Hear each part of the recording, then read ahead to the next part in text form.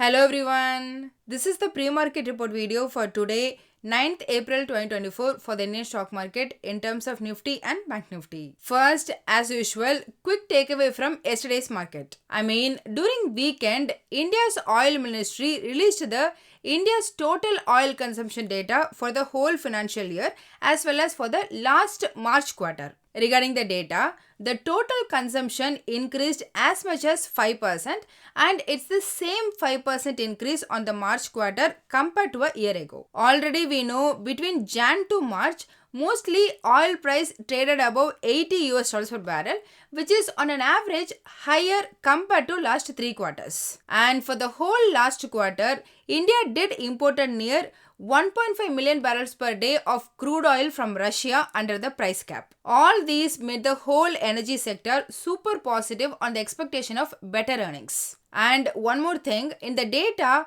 it's not just fuel consumption alone increased, the whole petroleum byproduct consumption itself increased. Thus, Reliance Industries increased over 1.5% and the whole sector itself increased near 1.5%. And for the same positive earning expectation, the whole auto sector also increased near 2%. So, despite some profit booking in IT and banking stocks, manufacturing stocks and Reliance made the Nifty to reach the new all-time high value 22,697, which is really positive and good. Anyway, moving on, there was one more interesting fact yesterday. Compared to Nifty and Bank Nifty, Nifty mid-cap liquidity is very low, and in the afternoon there was some moderate selling pressure because yesterday was a weekly expiry and it created some rush to exit the position, which spiked the put option premium from just 80 paise to all the way up to 150 rupees. It happened only for 3 minutes, but it's enough time to wipe out all the capital. So always I recommend even to my friends,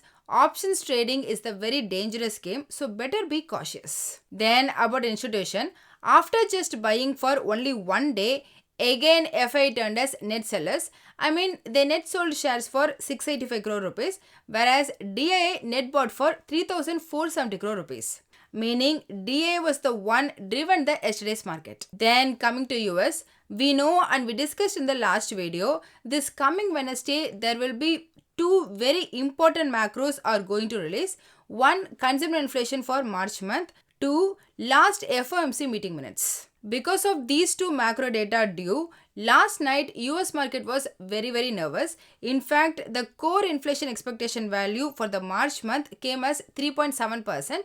In comparison, for February month, it was 3.8%.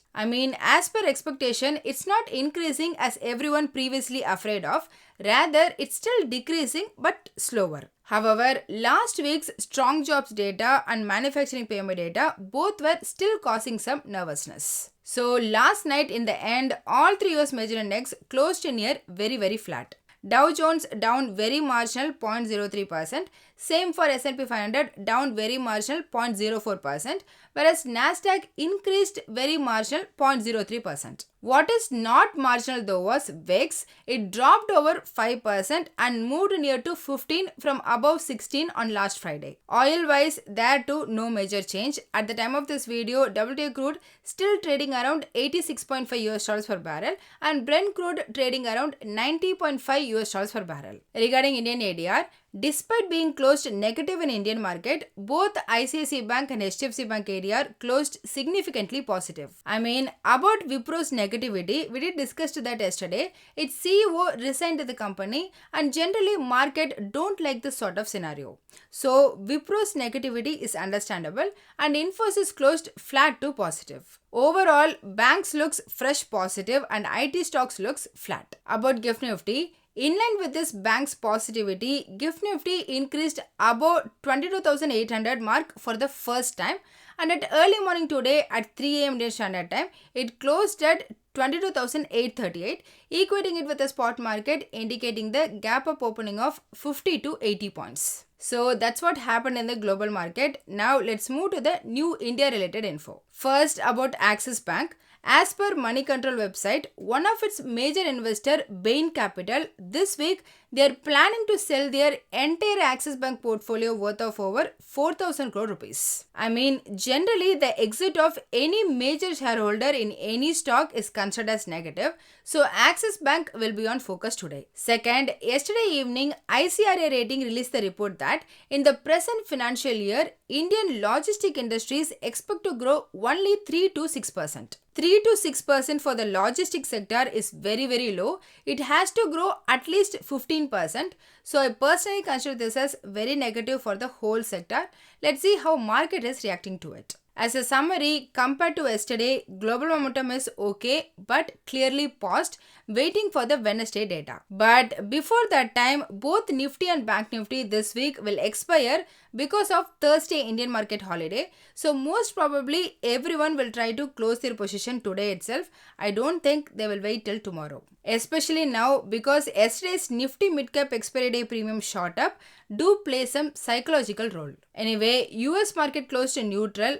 However, Indian Bank's ADR and GIFT Nifty indicating a gap up opening of 50 to 70 points. However, please always keep an eye out for the US 10-year bond yield value today. If it further increases above 4.5% means, then that will influence the Indian IT stocks negatively. Then as per stock open interest, Vodafone Idea, Wipro, REC, Oberoi Realty, Punjab National Bank, Sun TV and Birlasoft got an increase in open interest along with a negative close indicates the short build-up. On the other hand, LIC Housing Finance, Info Edge, Laurus Lab, Exide Industries, India Cement, Ramco Cement and Gujarat Gas got an increase in open interest with a positive price close indicating the long build-up. Regarding the things to look out, during our market time around 1:30 p.m., China's new loan issue related data, then in the night for US, EIA weekly energy outlook and the speech of some FOMC members are some of the important items we need to keep an eye out today. Coming to technical,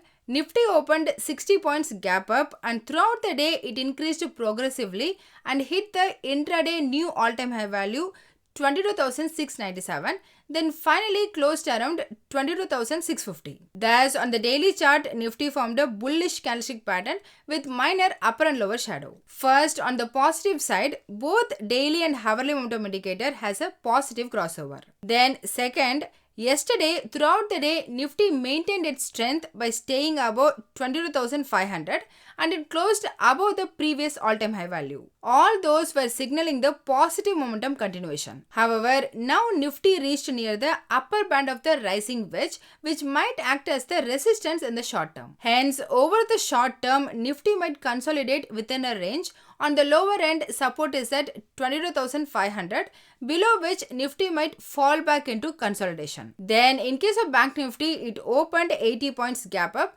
and increased to a fresh high of 48,716, but finally closed near to the same place as the opening. Thus, on the daily chart, it formed a doji candlestick pattern indicating the indecisiveness among buyers and sellers. I mean, Bank Nifty was strong in the first half of the session as it sustained above 48,500. However, it did had some resistance around the previous swing high at the higher end. Hence, in future, a decisive move above 48,750 could potentially propel the Bank Nifty towards 49,500 and beyond.